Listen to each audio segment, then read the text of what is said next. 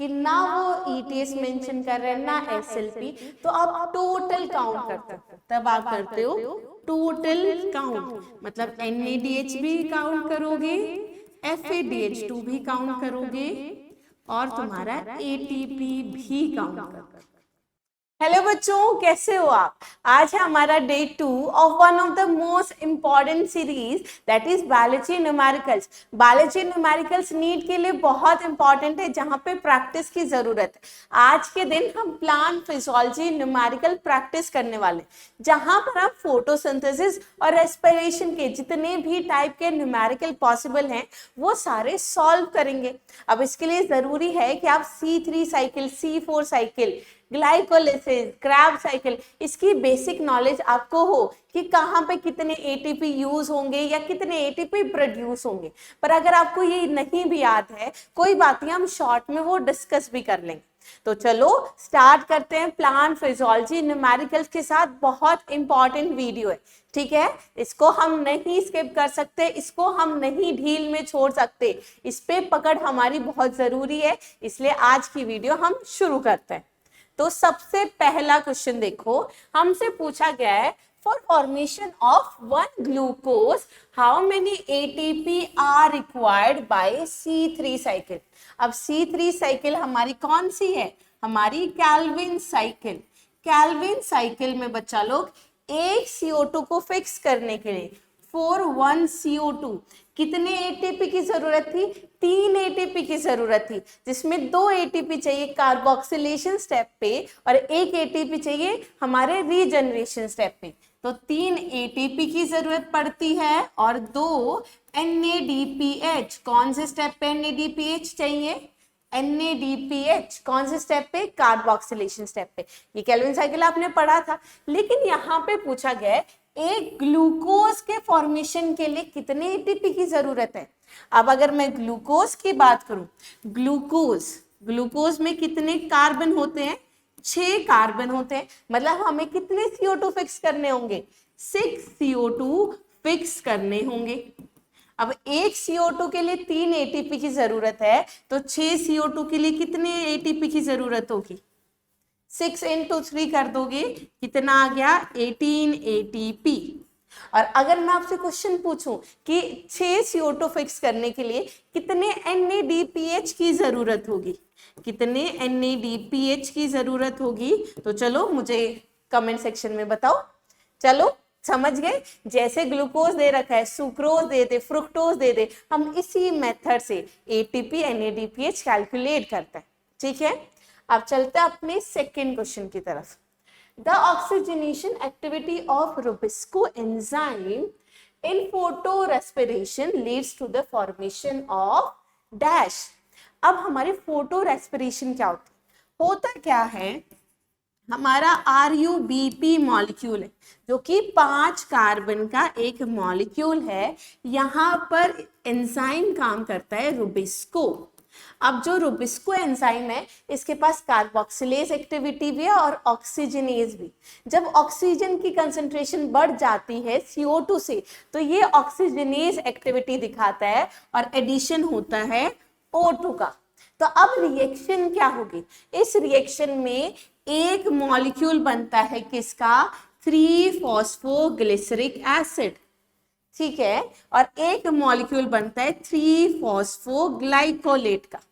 इन दोनों के एक एक मॉलिक्यूल बनेंगे।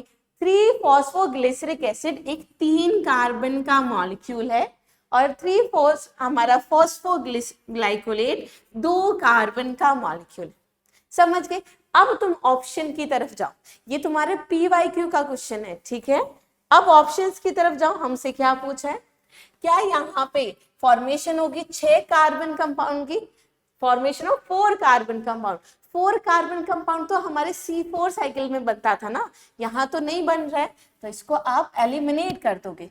2 मॉलिक्यूल बनेंगे C3 कार्बन के, 2 मॉलिक्यूल बनते हैं C3 कार्बन के। कहाँ पर? C3 साइकिल में 2 मॉलिक्यूल बनते हैं 3-फॉस्फोग्लिसरिक एसिड के C3 साइकिल में। वहां पे तो कार्बोक्सिलेशन एक्टिविटी होती है, ना कि ऑक्सीजनेशन। आप आगे देखो, एक मॉलिक्यूल बनता है 6 कार्बन का, नहीं बन रहा। 1 मॉलिक्यूल ऑफ C3 कार्बन, एक मॉलिक्यूल बन रहा है C3 कार्बन का और एक मॉलिक्यूल बन रहा है 2C कार्बन का, ठीक है। तो यहाँ पे ऑप्शन अपना कौन सा हो गया, ऑप्शन हो गया अपना 3। बहुत इजी न्यूमेरिकल, इजी से एडवांस की तरफ जाते जाएंगे। फोटोसिंथेसिस में नॉर्मली आसान क्वेश्चन पूछे जाते हैं। आगे देखो, non cyclic photophosphorylation. Non cyclic photophosphorylation में किस किस चीज की फॉर्मेशन होती है? नॉन साइक्लिक फोटोफॉस्फोरिलेशन में हमारे H2O का ब्रेकडाउन होता है और क्या बनता है, हमारे H पॉजिटिव इलेक्ट्रॉन और O2। तो हमारी O2 इवॉल्व हो रही है, इतना तो हमें समझ गए। लेकिन इस H पॉजिटिव और इलेक्ट्रॉन की वजह से हमारे फॉर्मेशन होती है ATP प्लस NADPH। हमारी रिड्यूसिंग पार्ट्स की भी फॉर्मेशन होती है, कौन से स्टेप पे, नॉन साइक्लिक फोटोफॉस्फोरिलेशन, ठीक है। तो अब ऑप्शन देखो हमारा कौन सा आ जाएगा, हमारा ATP एंड NADPH। भाग कर NADH की तरफ मत जाना, बच्चे पहला ऑप्शन देखेंगे और बाकी के ऑप्शन देखे ही ना तो गलती कर दोगे ना। तो ध्यान से देखो, फोटोसिंथेसिस में NADPH बनता है, P फोटोसिंथेसिस, तो ये याद रखना, गलती से भी NADH की तरफ मत जाना। ऑप्शन अपना होगा 3। चलो अब अगले क्वेश्चन पे की तरफ। How many ATP molecules and during which step are directly synthesized in EMP pathway? EMP pathway कौन सा pathway होता है, ग्लाइकोलिसिस। कौन सा pathway, glycolysis from one molecule of glucose. यहाँ पे पूछा गया है कितने स्टेप पे हमारे ATP डायरेक्टली सिंथेसाइज होगा। ये जो डायरेक्टली वर्ड आया है ये हमें बता रहा है कि हमें सबस्ट्रेट लेवल फॉस्फोरिलेशन बताना है। देखो, ATP की फॉर्मेशन रेस्पिरेशन में सबस्ट्रेट लेवल फॉस्फोरिलेशन की वजह से भी होती है और ऑक्सीडेटिव फॉस्फोरिलेशन की वजह से भी। जहां पर डायरेक्टली बात करें, डायरेक्टली मतलब वो सबस्ट्रेट लेवल फॉस्फोरिलेशन के बारे में पूछ रहा है, और सबस्ट्रेट लेवल फॉस्फोरिलेशन मतलब जब सीधा रिएक्शन में हमारा ATP बने। ऑक्सीडेटिव तो हमारा कब बनता है, जब इलेक्ट्रॉन ट्रांसपोर्ट सिस्टम के साथ बनता है। तो यहाँ पे SLP गिनने है, सबस्ट्रेट लेवल फॉस्फोरिलेशन। अब चलो अगर एक बार मैं देख लूं, ठीक है, चलो एक बार देख लेते हैं। ओके, चलो हम यहाँ पे काउंट कर लेंगे। यहाँ पे तुम्हें ये देखना है कौन से स्टेप पे हमारे ATP की सिंथेसिस हो रही, कौन कौन से स्टेप पे हो रहा है। तुम यहाँ पे देख सकते हो ATP हमारा यूज हो रहा है, यहाँ पे तो ATP कंज्यूम हो रहा है ना। हमें क्या बताना है, ATP कहाँ पे सिंथेसाइज होगा। यहाँ पे तुम देख सकते हो ADP से बनेगा ATP और ADP से बन रहा है ATP। तो दो ऐसे स्टेप है जहां पे हमारे ATP की फॉर्मेशन हो रही है। तो आप यहाँ पे दो स्टेप की बात करोगे, लेकिन तुम ध्यान दो, हमारे दो मॉलिक्यूल्स हैं 1,3 बिस फॉस्फोग्लिसरिक एसिड के। दो मॉलिक्यूल से कितने ATP बनेंगे, यहाँ पे 2 ATP बनेंगे।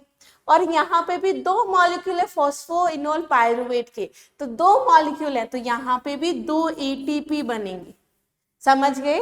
तो यहाँ पे जब क्वेश्चन पूछा जाए तो हमारी दो स्टेप्स हैं जहां पे ATP की फॉर्मेशन होती है, ठीक है। वो दो स्टेप कौन कौन से, एक जहां पे फॉस्फोइनोल पायरुवेट से पायरुविक एसिड बन रहा है, ये हमारा वो स्टेप हो गया। दूसरा जहां पे बिस फॉस्फोग्लिसरिक एसिड से 3 फॉस्फोग्लिसरिक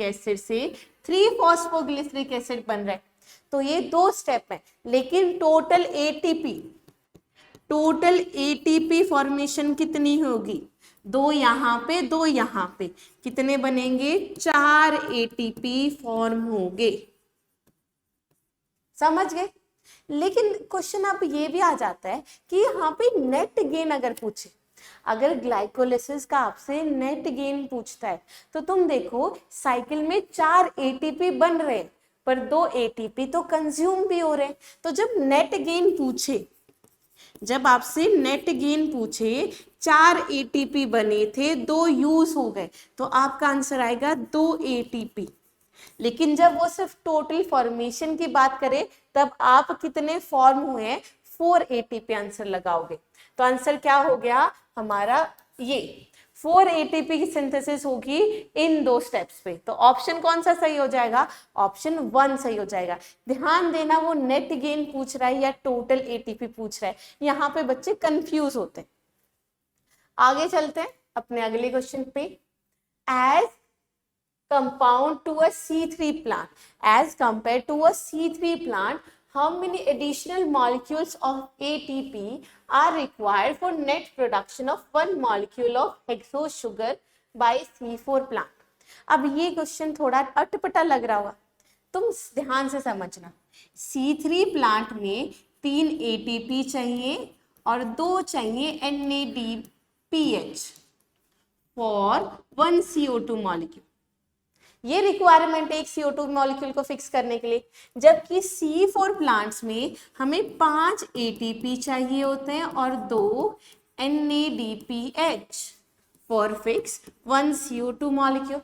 इतना समझ गए, मतलब हर एक CO2 मॉलिक्यूल में C3 को अगर C4 से कंपेयर करेंगे तो 2 एक्स्ट्रा ATP की रिक्वायरमेंट है, ठीक है, to fix 1 CO2 molecule in C4 plants. तो यहाँ पे क्वेश्चन में देखो हमसे एक हेक्सोस शुगर का पूछा है, तो एक CO2 को फिक्स करने के लिए 2 एक्स्ट्रा की जरूरत है ना। 6 CO2 को फिक्स करने के लिए कितने एक्स्ट्रा की जरूरत होगी, 6 × 2 कर देंगे तो हमारे 12 एक्स्ट्रा ATP लगेंगे जब हम C3 और C4 को कंपेयर करते हैं। तो ऑप्शन अपना क्या हो जाएगा, 4। ऑप्शन अपना क्या हो गया, 4 हो गया। इस तरीके से हमसे कैलकुलेशन वाले क्वेश्चन होते हैं। चलो अब अगले क्वेश्चन पे चलते हैं। हमारा अगला क्वेश्चन कह रहा है how many ATP molecules could maximally be generated from 1 molecule of glucose। अगर एक मॉलिक्यूल ऑफ ग्लूकोज की बात करें तो कितने मैक्सिमम ATP जनरेट हो सकते हैं। अगर complete oxidation of 1 molecule yields 686, अगर कंप्लीट ऑक्सीडेशन से 686 किलो कैलोरी जनरेट होती है और ये जो किलो कैलोरी है ये बनाती है ATP, तो हमारे टोटल कितने ATP होंगे। अगर सारा का सारा ग्लूकोज को ऑक्सीडाइज कर दें और सारी यूजफुल एनर्जी हमारी ATP बनाए तो ATP हमारी कितनी है, 12 किलो कैलोरी, ठीक है। तो हमारा एक ATP के पास 12 किलो कैलोरी है। टोटल ATP कितने जनरेट होंगे, इसको डिवाइड कर दो 12 किलो कैलोरी से, आंसर कितना आ जाएगा, 57 ATP मैक्सिमली जनरेट हो सकते हैं। तो ऑप्शन होगा 3। इसको भाग के ग्लूकोज 38 36 मत करना, यहाँ पे हमसे मैक्सिमली पूछा गया है। नॉर्मल कंडीशन में तो कुछ हमारी वेस्ट भी हो जाती है एनर्जी, लेकिन मैक्सिमली अगर हम कैलकुलेट करने चलते तो 57 ATP मॉलिक्यूल जनरेट हो सकते हैं थियोरेटिकली अगर हम बात करें। तो ऑप्शन अपना 3 होगा। ये भी बच्चा एक PYQ क्वेश्चन है, ठीक है, और बच्चों को थोड़ा कंफ्यूजिंग लगा था क्योंकि यहाँ पे मैक्सिमली पूछा गया। अब आगे चलते हैं अपने अगले क्वेश्चन की तरफ। Net yield of ATP molecules in aerobic respiration during Krebs cycle bye substrate level phosphorylation पर ग्लूकोज मॉलिक्यूल। अब पर ग्लूकोज मॉलिक्यूल पूछा है कि Krebs साइकिल में कितने ATP बनेंगे बाय सबस्ट्रेट लेवल फॉस्फोरिलेशन, मतलब वो ATP जो डायरेक्टली हमारे रिएक्शन में बने।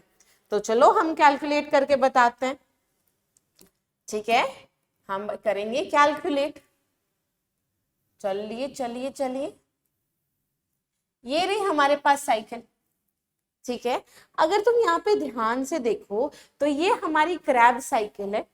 Krebs साइकिल में अगर एक राउंड, एक टर्न अगर चलता है फॉर 1 टर्न, मतलब जब एक पायरुविक एसिड हमने यूज किया, एक पायरुविक एसिड हमने जब यूज किया तो हमारे कितने ATP बनते हैं, 1 GTP, या इसको हम ATP लिख सकते हैं। यही तो था, हमारे एक पायरुविक एसिड 1 GTP बनाता है बाय सबस्ट्रेट लेवल फॉस्फोरिलेशन। लेकिन क्वेश्चन में क्या पूछा गया है, जब हमने एक ग्लूकोज मॉलिक्यूल को यूज किया, अब एक ग्लूकोज मॉलिक्यूल से 2 पायरुविक एसिड बनते हैं, 2 पायरुविक एसिड। तो यहां तो हमने एक पायरुविक एसिड की कैलकुलेशन करी ना, 2 के लिए क्या कर देंगे, इंटू 2। 2 पायरुविक एसिड हैं तो हमारा क्या आ जाएगा, 2 GTP, या इसको क्या लिख सकते हो, 2 ATP। ऑप्शन अपना क्या आ गया, फर्स्ट। बहुत इजी, बहुत आसान, क्योंकि यहाँ पे मेंशन कर दिया सबस्ट्रेट लेवल फॉस्फोरिलेशन। भाग के पूरा का पूरा एटीपी कैलकुलेट मत करना, सिर्फ और सिर्फ रिएक्शन वाले सबस्ट्रेट लेवल फॉस्फोरिलेशन वाले, समझ गए, शाबाश। चलो फिर अगले क्वेश्चन पे, how many ATP is released respectively when NADH and FADH2 molecule gets oxidized। जब NADH और FADH molecules को हमने यूज किया है रिड्यूसिंग पार्ट्स, तो कितने ATP हमारे रिलीज होंगे। तो ये हमारा क्वेश्चन आता है डायरेक्टली इलेक्ट्रॉन ट्रांसपोर्ट सिस्टम से, इलेक्ट्रॉन ट्रांसपोर्ट सिस्टम। अब इलेक्ट्रॉन ट्रांसपोर्ट सिस्टम की बात करें तो NADH और FADH2 जब इलेक्ट्रॉन ट्रांसफर करते हैं उसकी वजह से प्रोटॉन ग्रेडियंट होता है और उसकी वजह से ATP की जनरेट। तो यहाँ पे हमारा सिंपल मैथ है, हमारा एक NADH मॉलिक्यूल, एक NADH molecule will lead to the synthesis of 3 ATP and 1 FADH2 molecule will lead to the synthesis of 2 ATP। तो ऑप्शन अपना क्या हो जाएगा, 3 and 2, ऑप्शन अपना हो जाएगा 1। समझ गए। चलो अब अगले क्वेश्चन पे, when pyruvic acid formed 2 lactic acid by anaerobic respiration then। अब ये थोड़ा और ज्यादा कंफ्यूजिंग क्वेश्चन, ठीक है, मुझे याद है जब ऑफलाइन में बच्चे सॉल्व करे थे तो इस पे बहुत सारे बच्चे अटक गए थे, हमने टेस्ट में दिया था, ठीक है। चलो एक बार ध्यान से समझो, अगर मैं ग्लाइकोलिसिस की बात करूं, ग्लाइकोलिसिस का जो नेट गेन होता है, ग्लाइकोलिसिस में जो नेट गेन है वहां पे हमारे 2 ATP मॉलिक्यूल्स और 2 NADH मॉलिक्यूल्स और 2 पायरुविक एसिड बनते हैं, पायरुविक एसिड, समझ गए। अब नॉर्मल अगर एरोबिक रेस्पिरेशन होता तो पायरुविक एसिड आगे ऑक्सीडाइज होता और सारे एटीपी बनते, बिल्कुल सही बात है ना। और हमारे NADH एंटर करते इलेक्ट्रॉन ट्रांसपोर्ट सिस्टम में, यहां से कितने एटीपी बनते, एक NADH कितने बना रहा है, 3, 2 NADH कितने बनाते हमारे, 6 ATP बनाते, यही तो होता। लेकिन अगर 2 पायरुविक एसिड हमारे लैक्टिक एसिड बनाता है, मतलब लैक्टिक एसिड फर्मेंटेशन, जब पायरुविक एसिड 2 लैक्टिक एसिड बनाता है, लैक्टिक एसिड, समझे। तो यहाँ पे हमारे NADH यूज हो जाते हैं, 2 NADH यूज हो जाएंगे और बनाएंगे NAD पॉजिटिव। अब 2 यहाँ पे बने थे, 2 यहाँ पर बने थे, वो दोनों यहाँ पे यूज हो गए, तो 2 NADH जो बने थे जो कि 6 ATP बनाते, वो तो यहाँ पे यूज हो गए ना। मतलब हमारे कितना नुकसान हुआ, हमारे 6 ATP का नुकसान हो जाता है। तो ऑप्शन हम क्या डालेंगे, ऑप्शन अपना होगा 3, समझे। मतलब हमारे लैक्टिक एसिड जब बना तो यहाँ पे जो 2 NADH बने थे वो यहाँ पे कंज्यूम हो गए, एक NADH 3 ATP देता, 2 NADH कंज्यूम हुए तो कितने ATP लॉस हो गए, हमारे 6 ATP लॉस हो गए। तो ऑप्शन अपना कौन सा हो जाएगा, 3rd हो जाएगा। चलो अब अगले क्वेश्चन की तरफ चलते हैं। The products formed from glycolysis are, अभी हमने बताया था ग्लाइकोलिसिस में एक ग्लूकोज, चलो इसको हम साइकिल से देख लेते हैं, जिन बच्चों ने रिवाइज नहीं किया है उनके लिए हम साइकिल से देख लेते हैं। ओके, ये रहा आपके पास, हमने एक ग्लूकोज को जब यूज किया, जब हमने एक ग्लूकोज को यूज किया, यहाँ पे हमारे ATP फॉर्मेशन होती है, टोटल एटीपी पूछे तो 4, पर नेट गेन अगर पूछता है तो टोटल हमारे नेट गेन कितना होता है, 2 एटीपी। यहाँ पे तुम स्टेप देख सकते हो, NADH फॉर्मेशन भी हो रही है, पर 2 जब हम यूज करते हैं 2 फॉस्फोग्लिसरॉल्डिहाइड तो हमारे 2 NADH बनेंगे, तो 2 NADH। और तुम देख सकते हो एक ग्लूकोज जो कि 6 कार्बन का है वो टूट के 2 मॉलिक्यूल बना रहा है पायरुविक एसिड के। एक पायरुविक एसिड 3 कार्बन का होता है, तो यहाँ पे 2 पायरुविक एसिड भी बन जाएंगे। तो ग्लाइकोलिसिस हमारा ब्रेकडाउन ऑफ ग्लूकोज, ग्लूकोज ने टूट के 2 मॉलिक्यूल्स बना दिए पायरुविक एसिड के।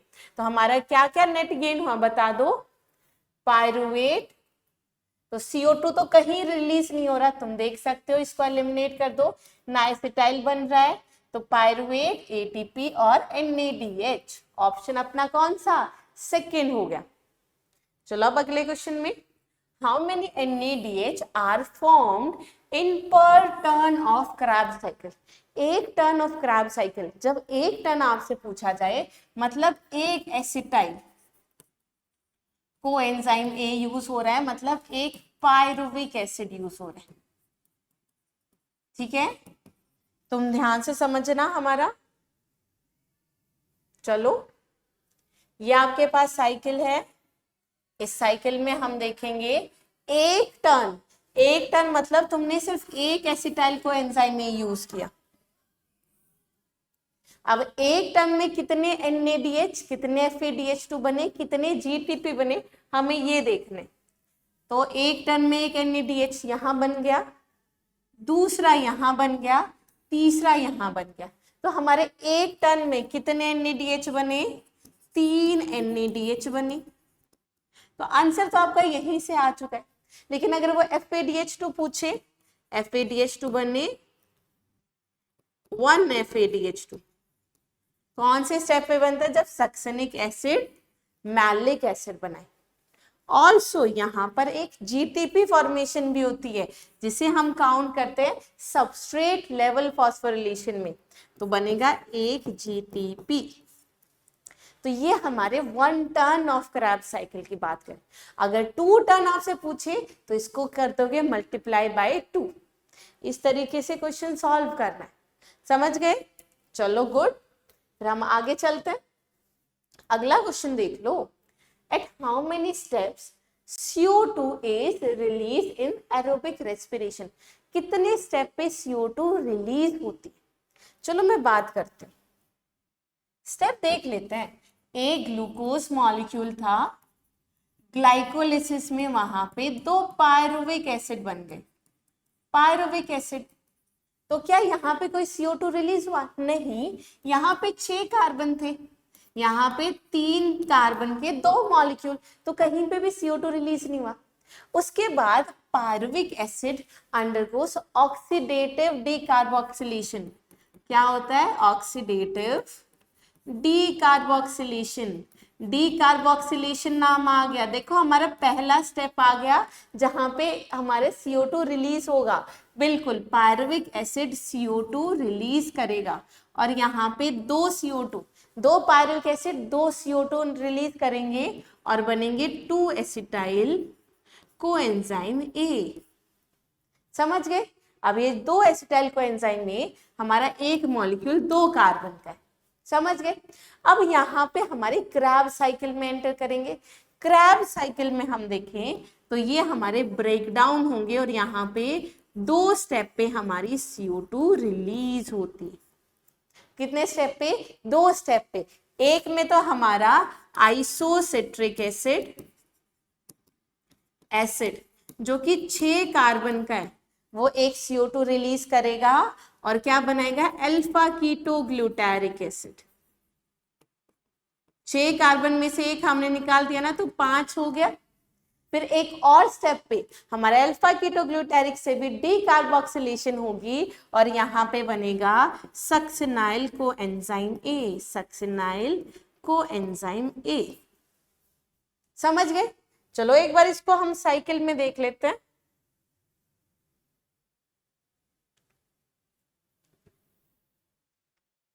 यहाँ पे तुम देख सकते हो, एक तो ये हमारा स्टेप CO2 रिलीज हो गया, ये हमारा दूसरा स्टेप, और एक हमारा यहाँ पे।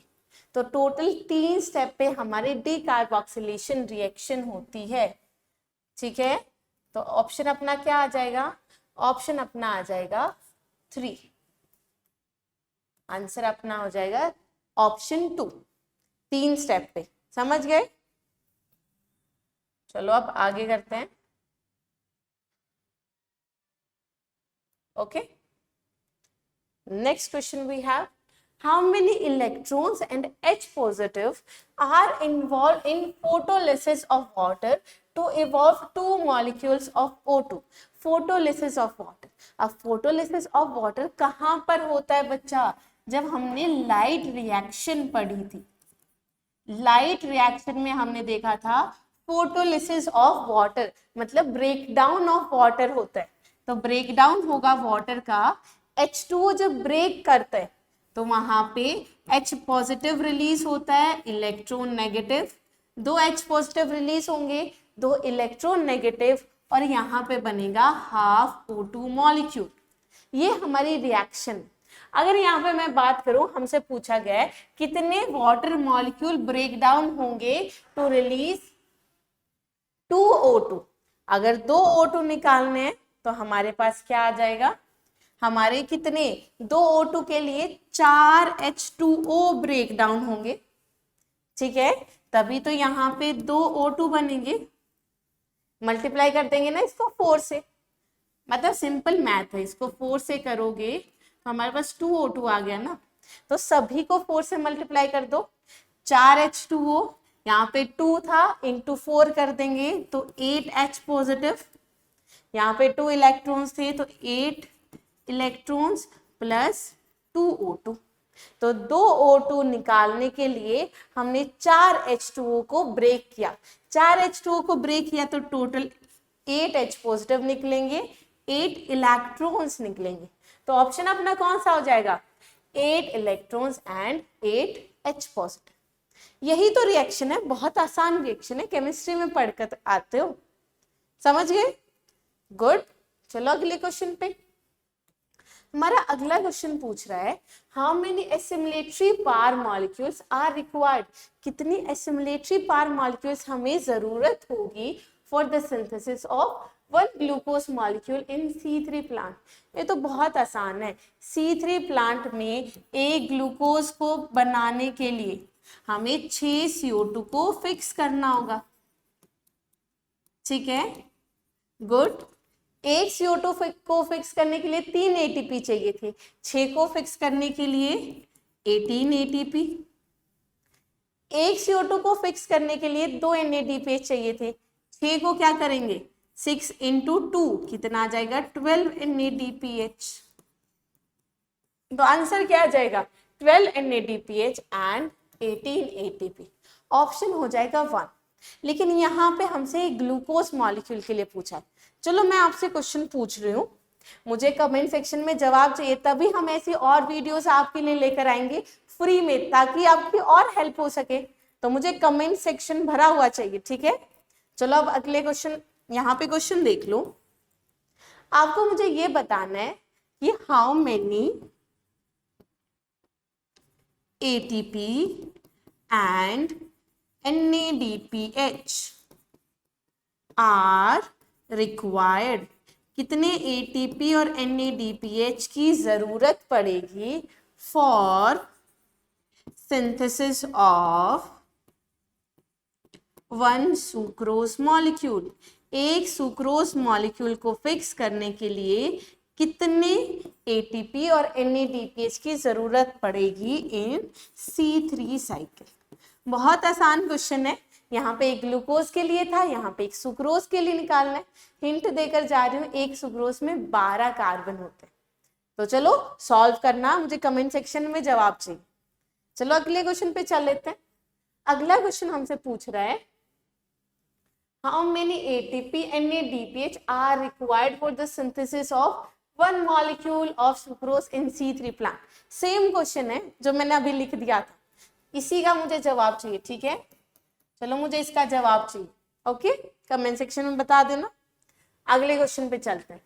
For every CO2 molecule entering Calvin cycle, कितने ATP की जरूरत है? 3 मॉलिक्यूल ऑफ ATP की जरूरत है और 2 मॉलिक्यूल ऑफ NADPH। तो आंसर क्या हो जाएगा? 3 and 2। अगर मैं आपसे पूछूं स्पेसिफिकली, क्वेश्चन बना देते हैं, how many ATP are required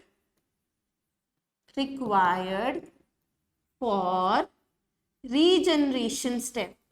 कितने ATP की जरूरत पड़ेगी for regeneration step for 1 glucose molecule? चलो सॉल्व करो, बहुत आसान है, इसी टाइप के क्वेश्चन पूछे जाते हैं। लेकिन तुम्हें देखो ध्यान देना, चलो ये सॉल्व करा देते हैं। हमें ध्यान देना है, यहाँ पे स्पेसिफिकली ATP की पूछा है, कौन सी स्टेप पे? रीजनरेशन स्टेप पे।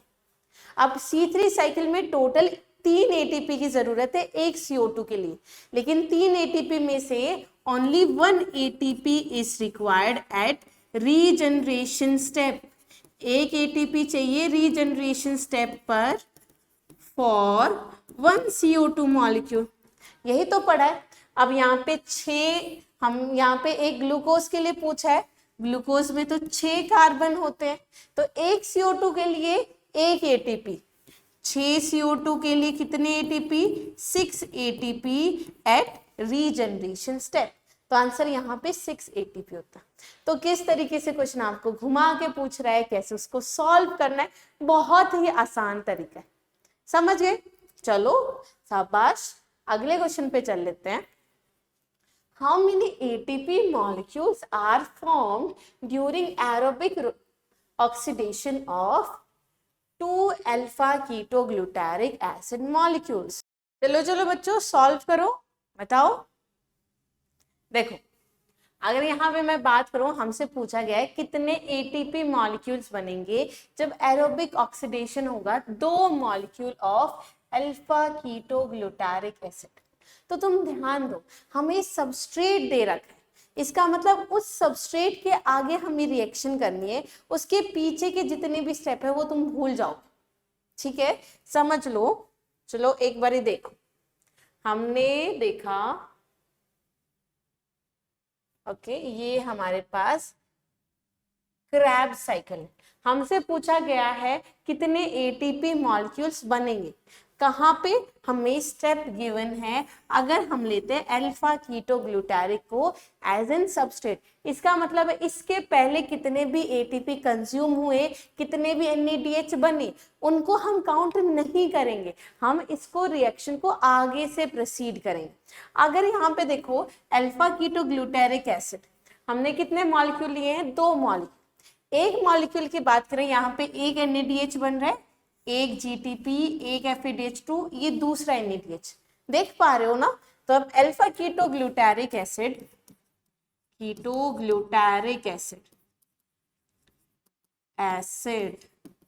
2 मॉलिक्यूल्स हैं। अगर पहले मैं एक मॉलिक्यूल के निकालती हूँ तो हम देख सकते हैं 2 NADH बन रहे हैं, एक FADH2 और एक GTP। सही बात है ना? लेकिन अगर यहाँ पे तुम ध्यान दो, हमसे 2 मॉलिक्यूल के लिए पूछा गया, 2 मॉलिक्यूल अगर हमने लिए तो इन सबको डबल डबल कर दोगे, ठीक है? तो हमारे कितने बनेंगे आप बताओ? कितने बन रहे थे पहले? 2 NADH, अब कितने? 4। एक FADH2 बन रहा था तो यहाँ पे हम लेंगे 2 FADH2, एक GTP था तो ये हो गया 2 GTP। 2 मॉलिक्यूल्स के लिए हमने डबल कर दिया। अब यहाँ पे ये रिड्यूसिंग पार्ट्स है, हमसे ATP की पूछा गया, तो ATP काउंट करोगे जब हमारे ये ETS में भी एंटर कर जाएंगे, तो हमारे एक NADH से 3 ATP बनते थे ना, और एक FADH2 से 2 ATP, वही तुम्हें काउंट करना है। जब एक NADH से 3 ATP बन रहे थे तो 4 से कितने बनेंगे? 4 × 3 12 ATP बनेंगे। एक FADH2 से 2 ATP, अब 2 से कितना करेंगे, 2 × 2 4 ATP, एक GTP से एक ATP ही बनता है और यहाँ पे हम लिख देंगे 2 ATP। अब चलो इसको कैलकुलेट करो, 12 + 6 कितने हो गए, 18 ATP। तो हमारे दो molecule of alpha ketoglutaric acid से कितने मॉलिक्यूल बने एटीपी के, 18। तो जब हमसे ऐसे क्रिस्प में ऐसे बीच का कोई स्टेप दे देते हैं कि अल्फा कीटोग्लूटारिक से पायरुविक एसिड से, तो उसके पीछे वाले स्टेप तुम्हें सारे भूल जाने, ना आप उनको काउंट करोगे, ना प्लस ना माइनस, आप आगे से रिएक्शन को शुरू करोगे। इसके लिए बहुत जरूरी है कि आपको पूरी की पूरी रिएक्शन आए और वहां पे सारे के सारे स्टेप आपको काउंट हो, ठीक है। चलो अब आगे ऐसे कुछ क्वेश्चंस देख लेते हैं ताकि कंफ्यूजन ना हो। यहाँ पे हमसे पूछा गया है how many ATP molecules will be formed by complete oxidation of 2 molecules of 3-PGAL in a eukaryotic cell। अब यूकैरियोटिक सेल में तुम्हें ग्लूकोज नहीं दे रखा, तुम्हें सबस्ट्रेट दे रखा है 3-PGAL। तो चलो ग्लाइकोलिसिस में चलते हैं। हमारे पास ग्लाइकोलिसिस साइकिल गिवन है, ये रही हमारी ग्लाइकोलिसिस साइकिल। यहाँ पे हमें गिवन है, इस स्टेप से हमें काउंट करना शुरू करना है। तो यहाँ पे जो पहले बन रहे थे वो सारे तुम भूल जाओगे, मतलब देखा जाए तो 2-PGAL है, 2-PGAL। तो ग्लाइकोलिसिस में 2 ATP यहाँ पे बनेंगे, 2 ATP यहाँ पे, तो 4 ATP हो गए और 2 NADH, ठीक है। फिर आएगा ऑक्सीडेटिव डीकार्बोक्सिलेशन स्टेप, जिसको हम क्या कहते हैं, लिंक रिएक्शन। वहां पे जब 2 पायरुविक एसिड जाएंगे तो 2 NADH बनते हैं, बिल्कुल। उसके बाद अगला स्टेप है क्रैब साइकिल। क्रैब साइकिल देखो, ये मैं लॉन्ग मेथड बता रही हूँ, फिर तुम्हें शॉर्ट में बता दूंगी। क्रैब साइकिल, अब क्रैब साइकिल की अगर बात करें, वहां पे 3 NADH बनते हैं एक टर्न के लिए। यहाँ पे हमने 2 ले रखे हैं तो इसलिए हम कितने लिखेंगे, 6 NADH, 2 FADH2 और 2 GTP। समझ गए। अब NADH FADH2 भी लिखें, अब तुम्हें ये ATP में कन्वर्ट करने, चलो कर लेते हैं। 4 ATP, एक NADH से 3 ATP, 2 NADH से कितने हो जाएंगे, ये तो 6 ATP हो गए और 4 ATP हमारे बन ही रहे हैं ये वाले। एक NADH से 3 ATP, 2 NADH से 6 ATP, एक NADH से 3, 6 से कितने होंगे, 6 × 3 18 ATP। एक FADH2 2 ATP बना रहा था, 2 FADH2 कितने, 4 ATP बनाएंगे और यहाँ पे बनेंगे 2 ATP। तो तुम देखो तुम्हारे सारे ATP कैलकुलेशन आ गए, तुम्हारे रेस्पिरेटरी बैलेंस शीट जब तुमने यहां से किया। अब तुम इसे कैलकुलेट करना शुरू करो। 6 + 4 10, 10 + 6 16, 16 + 4 20, 20 + 18 38 + 2, टोटल कितने आ गए, 40 ATP। आंसर क्या हो गया, 40। अब तुमने पूरा कैलकुलेट किया और पूरा तुमने सॉल्व करके देख लिया, लेकिन ये डिफरेंस क्यों आया, पहले तो 38 बनते थे ना, 40 ATP कैसे बने, क्योंकि तुमने कैलकुलेशन यहां से शुरू करी थी। ये जो 2 ATP हम माइनस करते थे क्योंकि ये कंज्यूम होते, वो तुमने माइनस नहीं किए। ग्लाइकोलिसिस में आप 2 ATP गिनते थे ना, क्योंकि 2 कंज्यूम हो रहे। अब तुमने यहां से कैलकुलेशन शुरू की, अब यहाँ पे वो 2 माइनस हम जो कर रहे थे इस स्टेप पे वो नहीं करेंगे, तो टोटल ATP कितना आ गया, 40 ATP आ गया। तो ऑप्शन अपना हो गया सी, मतलब ये हमारा ऑप्शन हो गया 40। चलो अपने अगले क्वेश्चन पे, how many ATP molecules are obtained with involvement of ETS only. जब तुम्हें सिर्फ और सिर्फ ETS दे दिया गया, इसका मतलब है जो इस स्टेप पे हम direct ATP formation substrate level phosphorylation वालों को काउंट नहीं करते। तुम्हें ध्यान देने की जरूरत है कि कब वो ETS पूछ रहा है, कब वो सबस्ट्रेट लेवल फॉस्फोरिलेशन पूछ रहा है। जब कुछ भी मेंशन ना करे तो पूरा का पूरा कैलकुलेट कर, समझे? तो अब क्वेश्चन देखो, हमसे पूछा जा रहा है कि कितने हमारे ATP मॉलिक्यूल बनेंगे विद इन्वॉल्वमेंट ऑफ ETS जब हम एक मॉलिक्यूल लेते हैं PGL का। तो सिर्फ एक मॉलिक्यूल ले रहे PGL में, मतलब ग्लाइकोलिसिस में जो हमारा ये स्टेप होता है, ये हमारी ग्लाइकोलिसिस है। तो इन्होंने हमारा फिर से यहीं से शुरू किया है, पर ध्यान दो एक मॉलिक्यूल लिया है, तो इस एक मॉलिक्यूल में एक ATP यहाँ बन रहा है, दूसरा ATP यहाँ पे। तो ग्लाइकोलिसिस की बात करूं तो एक ATP यहाँ पे, एक ATP यहाँ पे, भागे काउंट करोगे ना? नहीं करना। अभी बताया था ना, सिर्फ और सिर्फ ETS वाले लेने।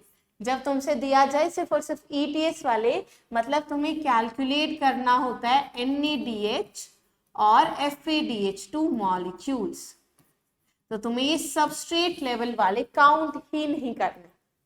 तो जब तुमसे पूछा गया कि हमारे यहाँ पे कितने NADH बनेंगे, सिर्फ एक NADH बनेगा।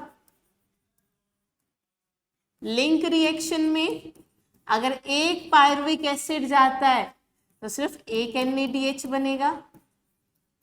क्रैब साइकिल में भी सिर्फ एक टर्न होगा।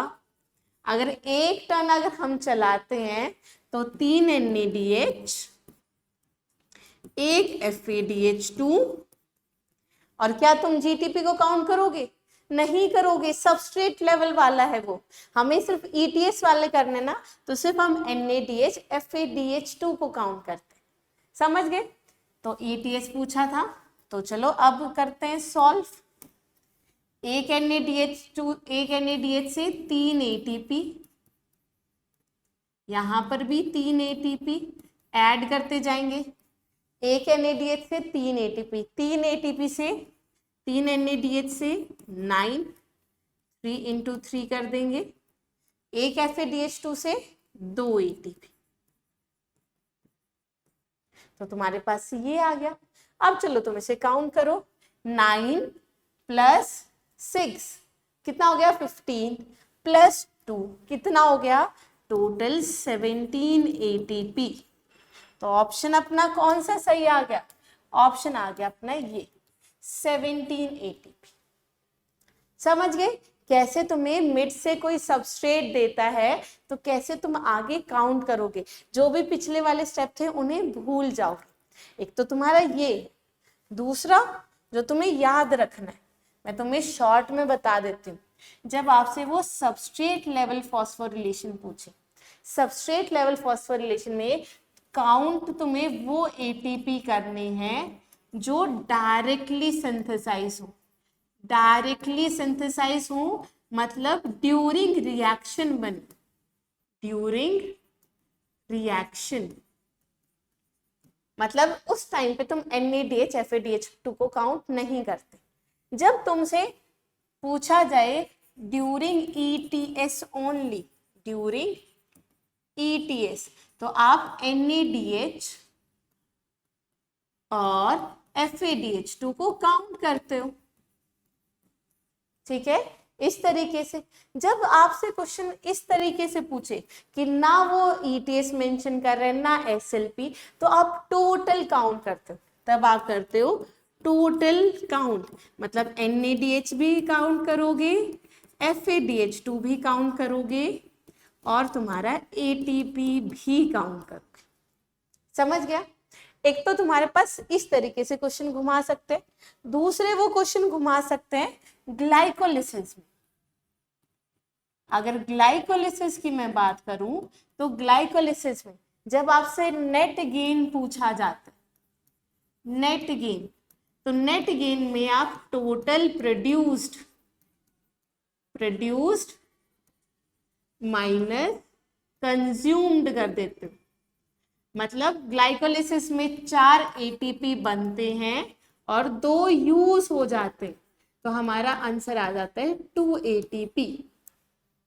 अगर वो क्वेश्चन में आपसे पूछता है total ATP synthesize, total ATP, ठीक है, by SLP, substrate level phosphorylation से कितने एटीपी बनेंगे, तो आप क्या करते हो, कितने हमारे टोटल प्रोड्यूस हुए।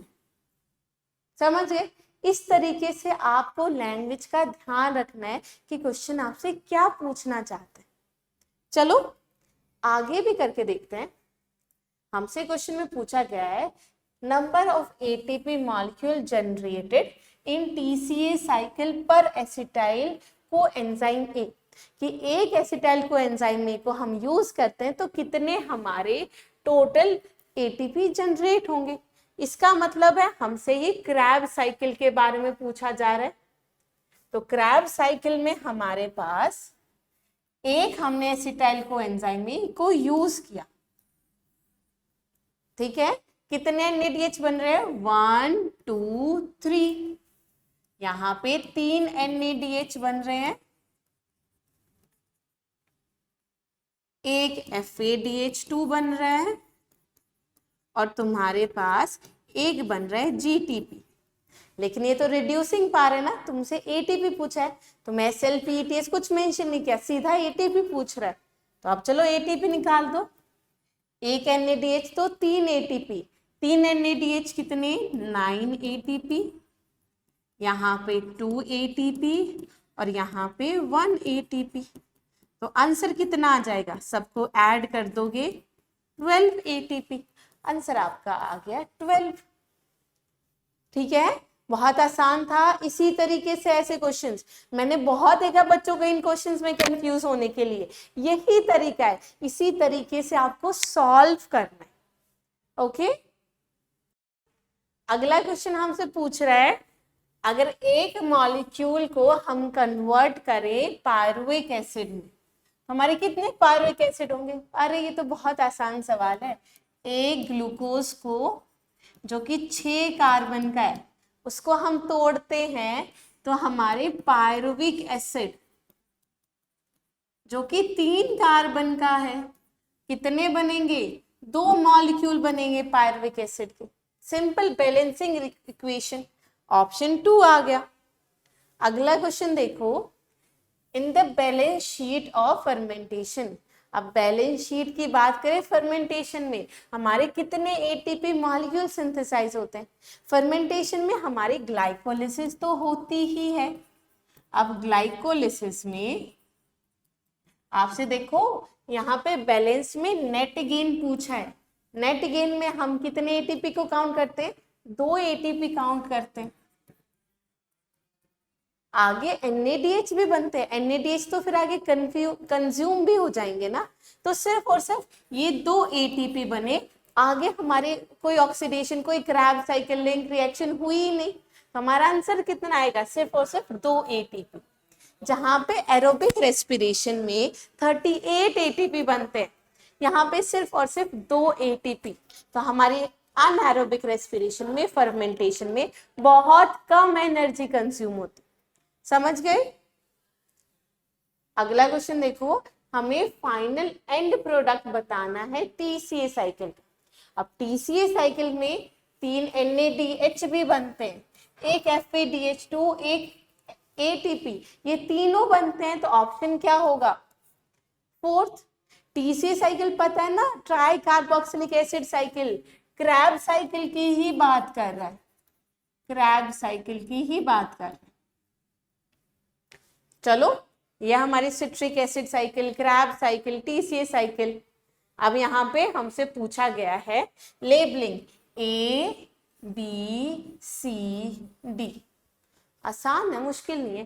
पायरुविक एसिड जो 3 कार्बन का है उससे क्या बनता है, एसिटाइल को एंजाइम में जो कि 2 कार्बन का है, तो ये तो हमें पता चल गया। अब 2 कार्बन का यहाँ पे सिट्रिक एसिड, 6 कार्बन का एक ऑर्गेनिक एसिड है, CO2, एक CO2 निकलेगी तो कितने कार्बन का कंपाउंड बनेगा, 6 में से 1 निकाल दिया तो 5, तो वो क्या होता है, अल्फा कीटोग्लूटारिक एसिड, जो कि 5 कार्बन का है। अब 5 कार्बन का एक एसिड है, वहां से तुम क्या निकालोगे कि 4 कार्बन का सक्सेनिक एसिड बन जाए, एक CO2 निकाल दोगे, तो यहाँ पे CO2 निकल गए। अब यहाँ पे मैलिक एसिड 4 कार्बन का, कोई CO2 कुछ नहीं निकल रहा, यहाँ पे बनता है ऑक्सैलो एसिटिक एसिड। ये रहा तुम्हारा ऑक्सैलो एसिटिक एसिड। तो ऑप्शन कौन सा सही हो गया, ऑप्शन 4 सही। समझ गए? चलो यहीं तक था। ये था बच्चा आज का सेशन प्लांट फिजियोलॉजी। आपने देख लिया कितने आसान से आसान, कितने मुश्किल से मुश्किल तुम्हारे न्यूमेरिकल आ सकते हैं प्लांट फिजियोलॉजी से। अब इस वीडियो के बाद आप मुझे ये बताओ कि आपको कैसी वीडियो की जरूरत है, मुझे कमेंट सेक्शन में बता कर जाओ कि आज की वीडियो आपको कैसी लगी और आप आगे कैसी वीडियोस चाहते हैं। आज के लिए इतना ही, थैंक यू सो मच।